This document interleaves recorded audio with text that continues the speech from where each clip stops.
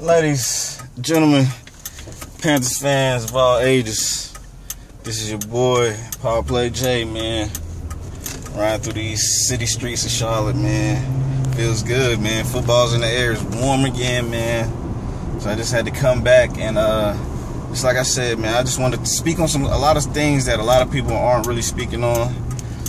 You know, we hear a lot of media stuff and a lot of stuff that the media regurgitates. I just want to touch on not only the emotional side of football, but just the common sense side of football, man. With that being said, man, I am going to go back and analyze, not through video, but just like I said, through just my eye of football. And I'll go back and I'll analyze, I want to analyze all our picks. I want to see what everybody thinks, and you know what I'm saying, maybe shed some light that on a lot of things that a lot of people didn't think about, you know. The sun is crazy right now, nigga. Woo! Yeah, but our number one pick, Shaq Thompson. I really think this guy is the steal of the draft. I mean, let me tell it. You know, I know people probably gonna put Homer and all that shit in the comments, whatever. Eat a dick. You know what I'm saying? But I really think the dude is legit, man. He is legit. It's gonna be 20. What we pick? 24. If it's gonna be 23 teams, it's gonna be like, wow, why did we pass on this dude? I don't know. I played football for 3 years at Independence High School. And just to let y'all know, just a little bit of background about me in football. And I always studied the game. I always wanted to coach the game, and I always looked up the Coach Knox and the amount of football knowledge that he gave us at such an early age. It was kind of insane. But I continued to keep studying the game of football and to analyze it, and I know what it takes to play the position that he played in college, and to play it at his level is crazy insane. I played that spur, that whatever you want to call it, the extra linebacker in the box. You know, it's a lot of names that you can call that position. We called it the spur position. But that being said, like, first and second down, you're down. You're down on the line, right there with all the linebackers, and you might be on the line and making contact on every play. Whereas at a safety position, you're in zone coverage most of the time. If you do got man coverage, it's off man coverage, and you have to be extremely athletic to play that position. It's no game, and you might be going up against 6'4", 6'5" tight ends, and at the same time having to come downhill at an angle and tackle, and probably take on a block and tackle a running back. It's not. You have to be physical to play that position. It's an extremely physical position, and not a lot of guys can do it. Not a lot of guys can do it, and still cover on third down. With that being said, I look at this guy and I think, wow. When you look at his ability to shed tackles, his ability to sniff out the run, how instinctive he is. This dude is gonna be something to be reckoned with, man. Me personally, I don't like the idea of him being at linebacker. Me personally, I would use him just like they used him in college, as a in the box safety, and let him do his thing. Let him roam the field. Let him be physical with tight ends off the line. Let him do all the things that he did in college, basically.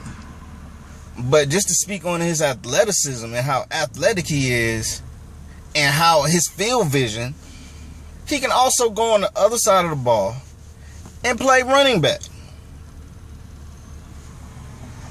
And people, I'm stuttering because I want to get this out here. Because a lot of people watch highlights. I don't watch highlights like that per se. I mean, I like to watch game film on a player, because what you get is, at what moment of the game did this player step up and make an impact in the game?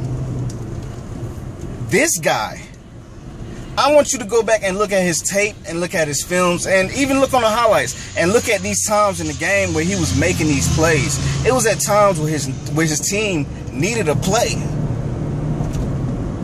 And who do they call on? Number 7.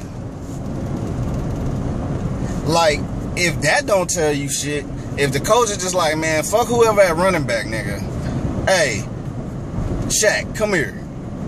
We need a touchdown, bro. Go out there and get that thing. And he gonna go get it. Plain and simple. Like, I don't know, like, what people watch when they watch highlights, but that's what I watch too. Because it's like the LeBron Jordan effect. You know, if you are a LeBron fan and you look at LeBron now, you adore his athleticism. He's built like a god. He's 6'8", 2, whatever he is, but he's soft.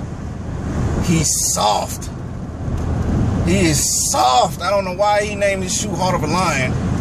Because, nigga, that nigga's the lion off Wizard of Oz, nigga. That's who he is. Nigga, go back and look at Jordan game film. Go back and look at playoff times where he made plays to keep his team in position. He settled his team. He didn't let the games get out of control. He didn't do that, man. Go back and watch. He will always be the greatest. Not just because I'm from the state of North Carolina, but just because the guy brought finesse to the game on a whole different level. Like, Dr. J brought finesse, but he used Dr. J and finesse the times 2 and made it his. Made the game his. He is the reason why people, for a momentary time in basketball, stopped watching basketball when he retired. But anyway, I think Shaq Thompson is a great pick. The guy is going to be amazing, man. If barring injury or any other thing to hold him back, man, this guy could have been a Heisman candidate, if I'm not mistaken. You know what I'm saying? I don't think he was, if I'm not mistaken.